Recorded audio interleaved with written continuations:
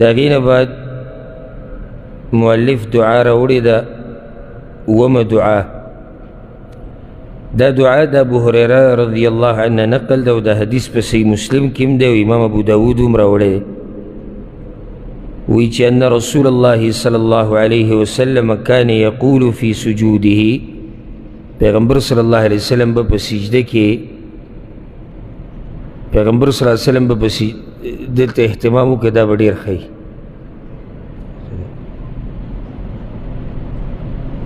پیغمبر صلی الله علیه وسلم به په سجده کې دا دعا وي: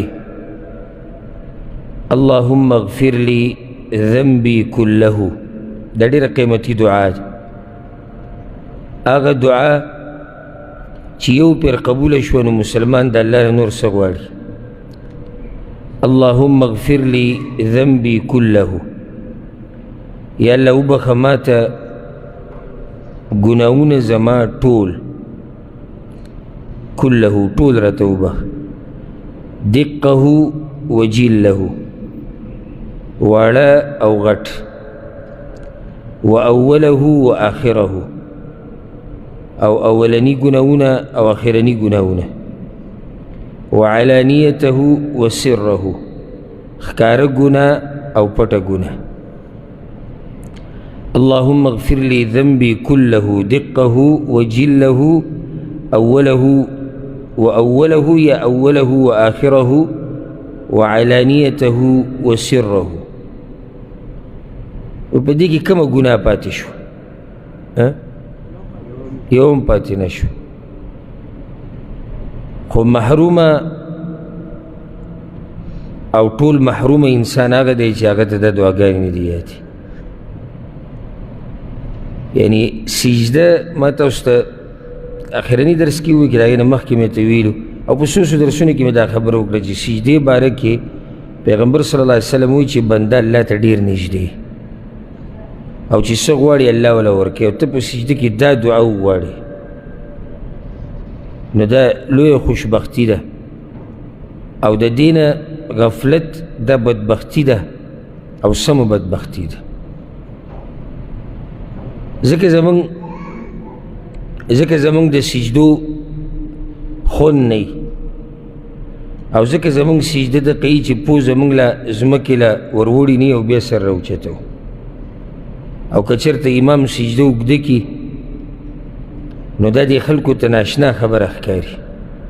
لکه چې موږ سره یو ذکر دی هغه وایو سبحان ربي الاعلی، زیات نه 3 پیرې ووایو او قصه ختمه شو.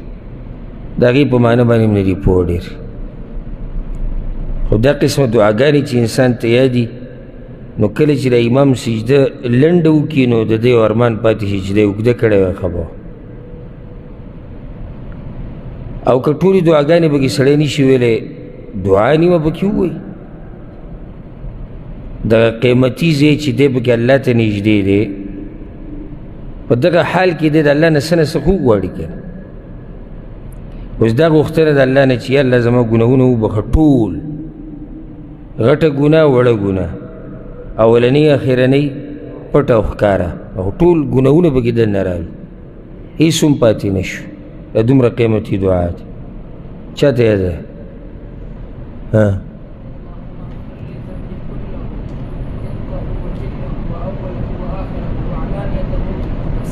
بارک الله فیک. دا دعا مطلب دا نه چې دا صرف ته په سجده کې ویلی شي، یعنې ته هر ټایم الله نه دا سوال کولی شي. لاس دې اوچت کړو دا ته ووایي اللهم اغفر لي ذنبي كله دقه وجله. ګوره دعا خو ته د الله نه هر څه غوښتی شي، خو بیا هغه دعا چې هغه نبوي که نه نو هغه د دې عامو دعاګانو نه غوره دي بیا، ځکه چې د پیغمبر صلی الله علیه وسلم نه رانقل دی. او د پیغمبر صلی الله علیه وسلم دعاګانې ویم داسې او امت ته هم داسې ویلي دي، لنډې غونډې جامعې دعاګانې به هغه کولې. دا تفصیل به یې نه کوو، تکلف به پکې نه کوو. اوس د دې دعا ته وګوره چې څومره قیمتي دعا ده چې هر څه پکې راجمع کړو. د هغه دعاګانې داسې